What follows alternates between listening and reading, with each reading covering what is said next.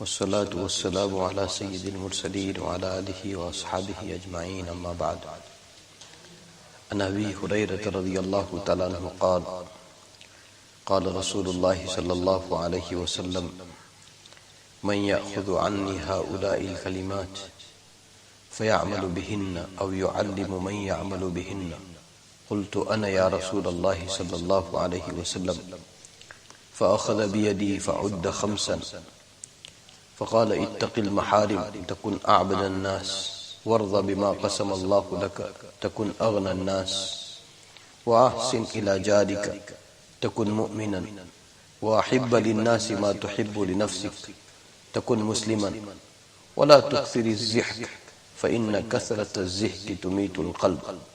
رواه أحمد والترمذي وقال هذا حديث غريب. Abu Hurairah radiallahu ta'ala anhu said that Rasulullah sallallahu alayhi wasallam said that who will take from me these sentences, these kalimat, and then he will do amal onto these sentences, onto these kalimat, and then he will teach to that person who will do amal, who will practice onto these sentences, who will do amal onto these kalimat. So Abu Hurairah radiallahu ta'ala anhu responded by saying to Nabi sallallahu alaihi wasallam that I will do that, Ya Rasulullah sallallahu alaihi wasallam.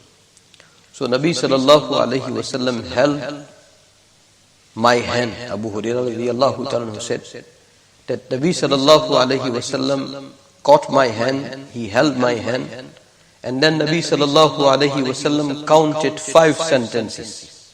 Each sentence has great message and great lesson. Nabi sallallahu alaihi wasallam counted 5. He said that, O Abu Hurairah, and through Abu Hurairah radiallahu ta'ala anhu, Nabi sallallahu alaihi wasallam said it to us and to all believers that stay safe or stay away from harams. From whatever is haram, from whatever is forbidden, you protect yourself. Have taqwa from all muharramat, all harams, all forbidden. If you stay away from all harams, then takun a'badan nas. Then you will become a righteous person of the whole mankind. Very simple. You know, every one of us, we think that I want to be most pious. I want to be a righteous person. Very simple formula Nabi Sallallahu is giving, that stay away from haram. From every haram you stay away. Then Nabi Sallallahu said, I am not saying, Nabi Sallallahu is issuing certificate, Nabi Sallallahu is issuing license, that if you stayed away from all haram, then into the sight of Allah you will be most righteous person, into the whole mankind. Second thing Nabi Sallallahu said, that become happy. Become happy for what Allah subhanahu wa ta'ala had made in your taqdeer as risk. Whatever Allah subhanahu wa ta'ala has distributed for you, whatever Allah subhanahu wa ta'ala has allocated for you in your taqdeer, risk-wise, whatever you have, you become happy with that, you will become richest person into the mankind. If you want to be richest person into the mankind, then richness is in your heart, that you are happy. Whatever Allah gave me, however Allah has made me, whatever Allah subhanahu wa ta'ala has granted me, I am more than happy. If you are like that, then you will become richest person into the mankind. Third thing Nabi sallallahu alaihi wasallam said, be very kind. Have very kind treatment and attitudes towards your neighbor. Be kind to your neighbor, then you will become a believer. Then you will be counted as mu'min. Be kind to your neighbor, you will be a great believer. Nabi sallallahu alaihi wasallam said, the fourth thing, that love for the mankind what you love for yourself. You know, here we all fail. I love Jannat for myself, We don't love Jannat for the whole mankind the way we were supposed to love. Allahu ta'athana. What is our quality? What is our quality after Nabi Sallallahu till the day of Qiyamah? Allahu ta'athana. You came to Great Britain 20, 30, 40, 50 years. You had come here with the keys of Jannat to distribute into the locals here. He never distributed. Nabi Sallallahu said, love for the mankind what you love for yourself. It has very wider meaning. And we all will fail here. What I love for myself, for my children, I don't love for you and for your children. Best must come for me, and not best must go to you. That is how our attitude. Nabi Sallallahu said, love for the mankind what you love for yourself. If you do that, Nabi Sallallahu Alaihi Wasallam said, takun musliman. Look at the definition of Muslim. I don't know what we understand as Muslim. No, I come to the masjid 5 times. I am very regular. I have long beard. I wear turban. I go into the Jamaat. I go Umrah. I go Hajj. I do I'tikaf. I am bai'at with somebody. I attend the majalis of zikr. Do you have that attitude? These quality? If you don't have this quality, then according to Nabi Sallallahu Alaihi Wasallam, you will not be a Muslim. You will not be a Muslim. Whole humanity is suffering because of me, because of you. Whole humanity is suffering. Their souls are suffering more than their physical beings. We never felt sorry for anybody. Nabi Sallallahu Alaihi Wasallam was there, and somebody's janaza was going, and Nabi Sallallahu Alaihi Wasallam stood up, and someone said, it is the janaza of a Jewish person. Nabi Sallallahu Alaihi Wasallam said, he is at the end, he is a human. But anybody left without iman from this world, it was not hurting for anybody like Nabi Sallallahu Alaihi Wasallam. Like Nabi Sallallahu Alaihi Wasallam. May Allah subhanahu wa ta'ala, give us all these qualities, that we should love for the whole mankind what we love for ourselves. Allahu ta'athana. When Rustam asked Rib'i ibn Amir that why have you come here? So he said, Allah have sent us. لِنُخْرِجَ مَنْ شَاءَ مِنْ عِبَادَةِ الْعِبَادِ إِلَىٰ إِبَادَةِ اللَّهِ وَحْدَهِ. Why we have come here? We Muslims, why we are into the world? Because we want to take those who are destined for the worship of Allah. We should take them out from the false worship, from the shirk, from the kufr, from the disbelief. We should take them out and we should take them into tawheed. That is our purpose. That is our mission. That is what we should love the most. We don't love that most. If you love that most, then you are a Muslim. How much you have this love in you, that much you are a Muslim. If you have tiny bit, then you are a tiny bit Muslim. You consider yourself that I am an Imam Sahib, I am delivering dars, and I being taken as very pious person. My heart is being read by Allah subhanahu wa ta'ala. May Allah subhanahu wa ta'ala, may Allah subhanahu wa ta'ala give us good wish for the whole mankind. And nothing will fall into the good wish than wishing for them that they should be free from shirk, from kufr, from disbelief, from hypocrisy, from wrong beliefs. May Allah subhanahu wa ta'ala, give us وَأَحِبَّ لِلنَّاسِ مَا تُحِبُّ لِنَفْسِكَ. Love for the mankind what you love for yourself, then only you will be Muslim. You will be Muslim then. May Allah subhanahu wa ta'ala, وَلَا تُكْثِرِ الزِّحْرِ. And the last one, Nabi Sallallahu Alaihi Wasallam said, do not have abundance of laughter. Do not laugh too much. Do not laugh too much. Why? فَإِنَّ كَثْرَةَ الزِّحْكِ تُمِيتُ الْقَلْبِ.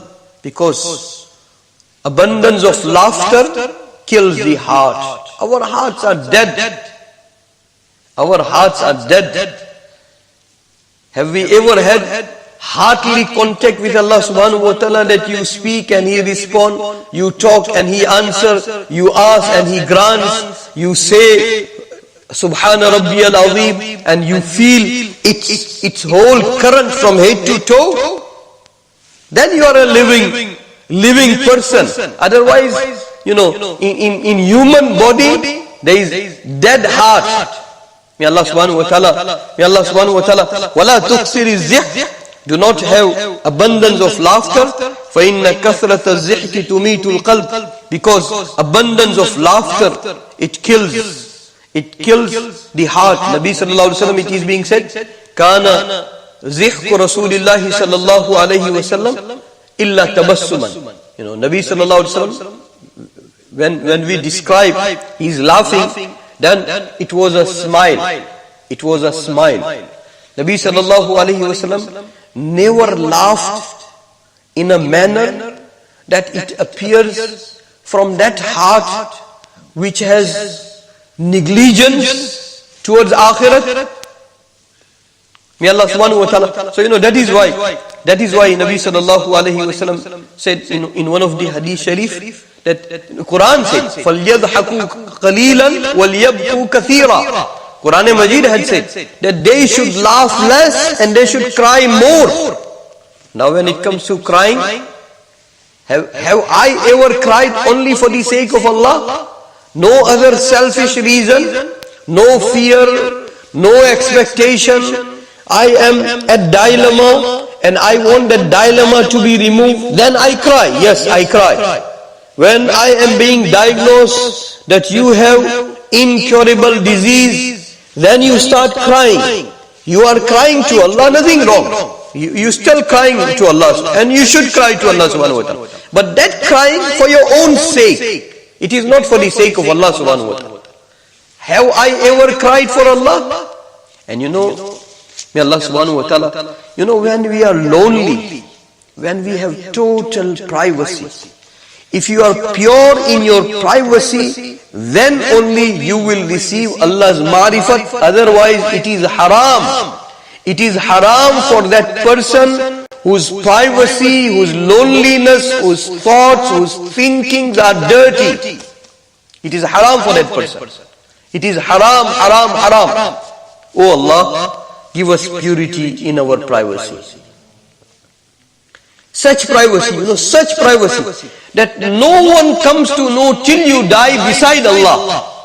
In that privacy, if you are pure, if you are writing love letters to Allah subhanahu wa ta'ala, if you are sending love messages to Allah subhanahu wa ta'ala, if you are worried about your sins, if you are inclined towards Jannat, if you are fearing from the Jahannam, you are having full consciousness of your ruined past, of your sinning period of life, and that is between you and Allah. That privacy and that purity, it is between you and Allah. And if your privacy is not pure, then it is haram for you to have Allah's ma'rifat.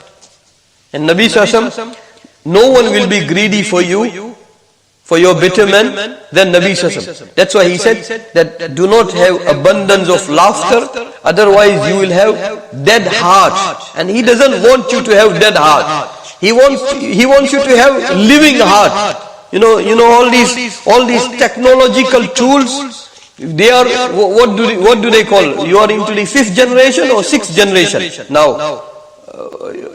Which generation have we reached? 5th. So if it reaches 50, it will be less faster than believers' communication to Allah subhanahu wa ta'ala. But when it comes to, how many salats we read, many times when we come to make salam, assalamu alaikum wa rahmatullah, that is when you realize that, oh Allah, the way you are supposed to be in our consciousness, in our heart, from head to toe. Not once I fell from Allahu Akbar to Assalamu alaikum wa rahmatullah. Oh Allah, pardon me for offering this type of salat. That is why you say, Allahumma inni zalamtu nafsi zulman kathira. After salat, After salat, at the end of the salat, you say to Allah, Allahumma inni zalamtu nafsi zulman kathira, because you had granted me an opportunity to have very fast track communication between myself and you, and I abused the whole salat. Allahumma inni zalamtu nafsi zulman kathira wala yaghfiru dhunub. May Allah subhanahu wa ta'ala give us, a live heart. This pandemic period, it is the period of recruitment. People are being recruited for Rahmani forces. Do not remain behind. Do not be left behind. Do not regret tomorrow that I was not recruited. May Allah subhanahu wa ta'ala give us all healthy, long, obeying, imani, irfani, wijdani life. And may Allah subhanahu wa ta'ala remove this pandemic from the face of the earth, from the whole mankind.